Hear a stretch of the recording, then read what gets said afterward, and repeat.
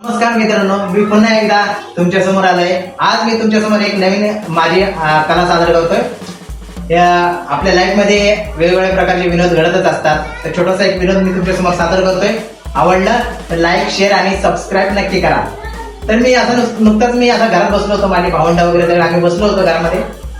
तर वडील माझे आता कामाला जायच्या तयारीमध्ये होते. तर माझ्या वडिलांनी मला माझ्याकडे पाहिलं आणि मला बोलले, "ते सुशांत बसलायच ना घरात, ते निदान बारक्या भावाचा अभ्यास घे, त्याची उजळणी घे, काहीतरी त्याला शिकव, त्याला काहीतरी ज्ञान दे." तर मी बोला त्याला ज्ञान द्यायचं म्हटलं तर माझं ज्ञान जायचं वाया. तर बोला असं काय होत नाही, कोणाला ज्ञान देण्यामुळे कुठलं ज्ञान वाया जात नाही, बोला ज्ञान वाढतं. बोला ठीक आहे, चांगली गोष्ट आहे.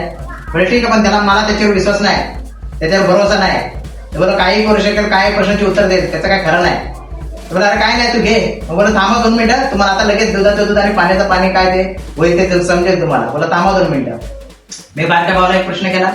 बोला प्रमोद, तुला प्रश्न विचारू? तर बोला हो विचार. तर बोलतो मला सांग, बोला जमिनीवरून चेंडू आपण खाली आकाशात फेकला तर तो खाली काय येतो? तर मला बोलला सिंपल उत्तर आहे, या प्रश्नाचं उत्तर लगेच मी देऊ शकतो. बोला कसं काय? तर बोला अरे तो काय सूर्य आहे का वरती लटकायला, तो खालीच येणार.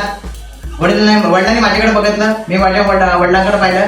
मी बोललो बघितलं, ज्याचं करावं भलं ते म्हण माझंच करा. वडील काय